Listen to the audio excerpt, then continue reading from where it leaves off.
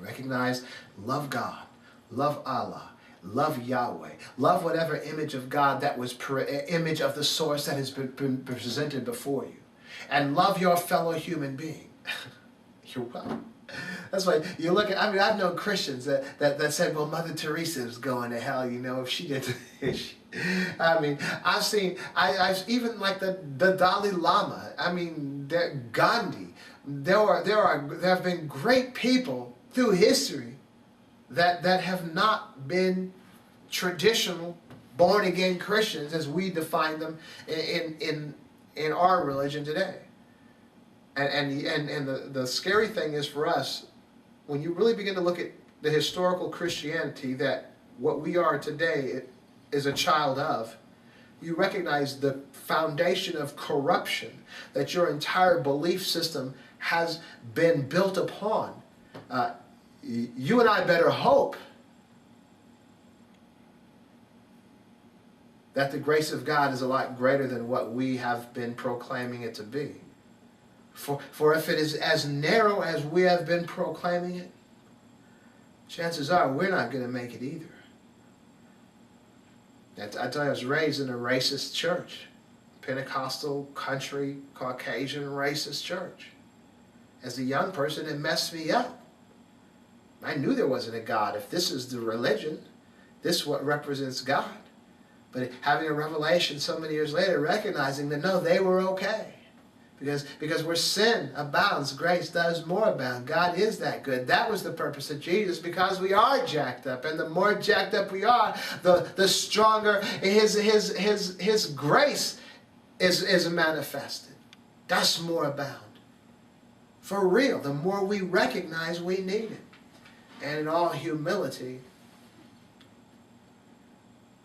the less you recognize you need the grace of God, the more blind you are. That's why the Pharisees, Jesus said, are we blind too? Jesus said, because you believe that you have sight. Yes, you are blind. But once you are blind, you have sight. Once you realize just how blind you are, you realize just how wicked you are, how unrighteous you are. And it doesn't matter what you have proclaimed or what you have embraced. You as an individual are unrighteous in the presence of a righteous God. And the only thing that makes you righteous is Jesus. You might try to compare yourself to a homosexual and think you're more righteous, but you're not. You might try to compare yourself to a Muslim and think you're more righteous, but you're not. You might compare yourself to an atheist and think you're more righteous, but you're not. You're self-righteous. And that's not the kind of righteousness that makes one right with God. It's just recognizing just how jacked up each and every one of us are. And that there is none righteous, no, not one. And that if not by the grace of God, it would be lost. And that goes for all humanity. You know, some people see the message that I minister and say that's corrupt and it can't be right because, you know, you have to accept Jesus Christ to be well. But what I'm telling you, and I have accepted Jesus Christ, by the way, but what I'm telling you is that Jesus Christ, the power for me,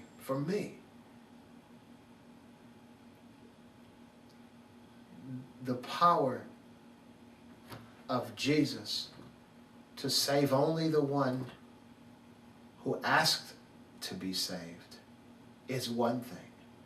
But to save all of mankind, recognizing the unrighteousness and wickedness of all of mankind, is a power that dwarfs the power that traditional religion teaches Jesus possesses. I believe Jesus is more powerful than that. And I believe that what we have done, we've given Jesus and God the mind of men, that because of how they act, they can't be. This is how we respond to people. We punish you when you do wrong. We do good for you if you do bad. But according to Scripture, that God, that it rains on the just and the unjust. And so the sun shines on the just and the unjust. Forgiveness is made manifest for the just and the unjust. And that's the good news. And I'm telling you, when you really begin to minister the real good news to folks that, hey, you are well in the eyes of God without any condition, they will begin to strive to walk in that wellness, and their lives will change. When we give people a list of things that they must do to be well in the eyes of God, they'll never be well. That was the whole point of the law, was to show, man, just you think you're all right, you're not. You can't on your best day be right with God. Nobody's right with God. That's the good news, that you are well in the eyes of God because of nothing that you've done except be born. I know that's kind of hard to swallow for some, but that's from another perspective. I do want to thank you once again for joining me for another perspective. I want you to keep on tuning in, because who knows what you might hear. It's just a journey. It's a journey that I'm on, and I'm just sharing it with you. I do want to thank you once again for joining me for another perspective, and I will leave you with this one tidbit. You know, and you can know, you should know, I want you to know, this is the good news, that no matter who you are, no matter what you've done, even if you're doing it right now, it's that God truly, truly loves you. He really does.